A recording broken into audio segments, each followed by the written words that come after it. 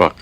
Well, here it is. The follow-up to Rebel Moon Part 1, titled Rebel Moon Part 2, The Scargiver. Picking up right where the last one left off, Korra and her team of warriors made it back to their farm colony, and they thought they took care of the Admiral from the last movie, but he's back, and he's hidden right for them. So they must train the farmers up and get a plan going to defend themselves against the impending attack. So it's basically the same situation as the last movie, or at least what you expected the final act of the last movie to be. Now before I get into it, it should go without saying that I'm a huge Zack Snyder fan. For those who know me, that's obvious, and for those who don't, well, now you do. But even with that information out there, I made it no secret that I'm kind of frustrated with the way Snyder and Netflix have been handling the release of these two movies. And because of how the first one turned out, I said that I was pretty nervous for the sequel. Now just to recap how I felt about the first film, I thought it was a pretty frustrating and disappointing experience as a fan. And that's mainly because of the deal that Snyder and Netflix reached where they would do two PG-13 2-hour-long versions and then release 3-hour-long rated R versions later on. Now there was no reason to do this, and I always felt this was just a marketing tactic to double dip and have their own Snyder cut. Because these movies don't get released in theaters, and most of Netflix's top streamed movies and shows are either TVMA or TV-14. So there's no need for a PG-13 version if you're gonna greenlight a R-rated version. You might as well just release the R-rated version initially. And there's no argument I've heard that makes this situation make any sense. Not even from Snyder himself in that Joe Rogan clip, because it doesn't add up when you consider the other content that's on Netflix. So with that knowledge, it made sense that the first one was missing so much and felt choppy as hell. It had a bunch of good ideas, but nothing was explored that much at all, which made for a very frustrating viewing experience, especially considering you know there's a better version of this movie out there. So I was somewhat expecting the same situation here, and that's kind of what I got. Although now you have the added factor that this movie kind of feels like the climax of the previous film, which is a common issue a lot of movies that are split into two parts have, where part 1 is a bunch of setup and introductions, and then part 2 is mostly the climax and final act. And well, that's kind of the case here. Okay, enough dilly-dally, let's just talk about the movie itself. Again, it's a pretty similar situation to the first film, so I might end up repeating some things I said about that one.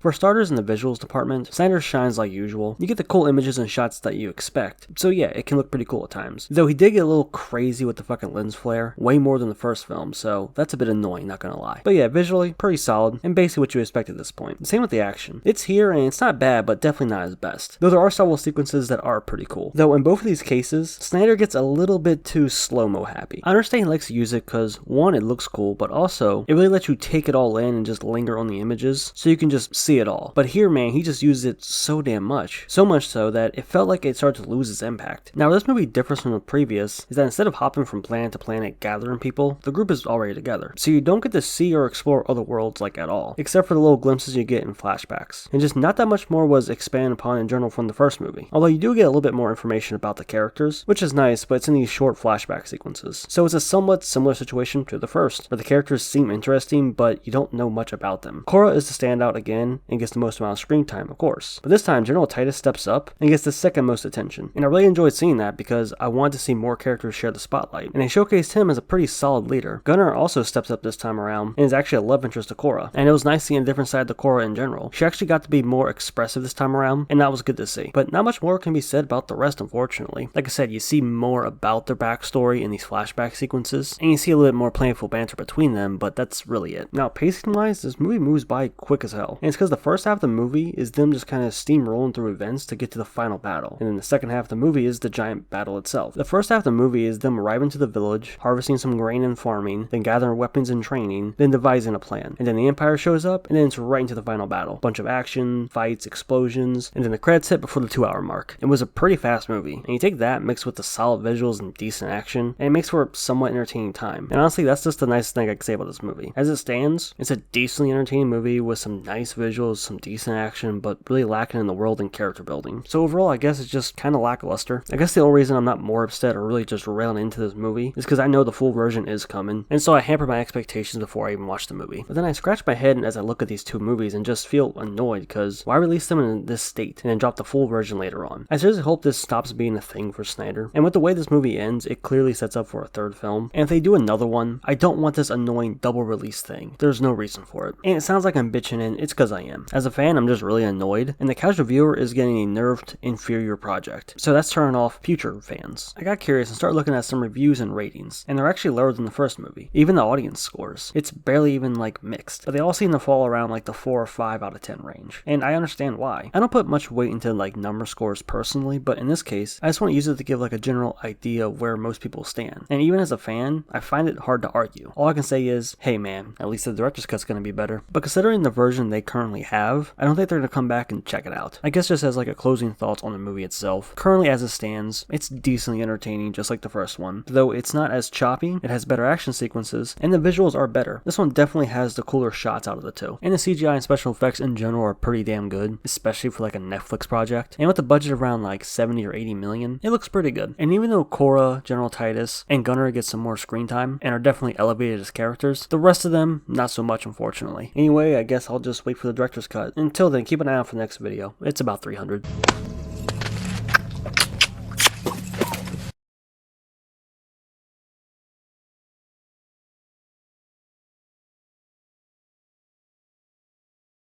Take off your pants, cowboy, alright? Let's fuck. You think this is funny? Get them off!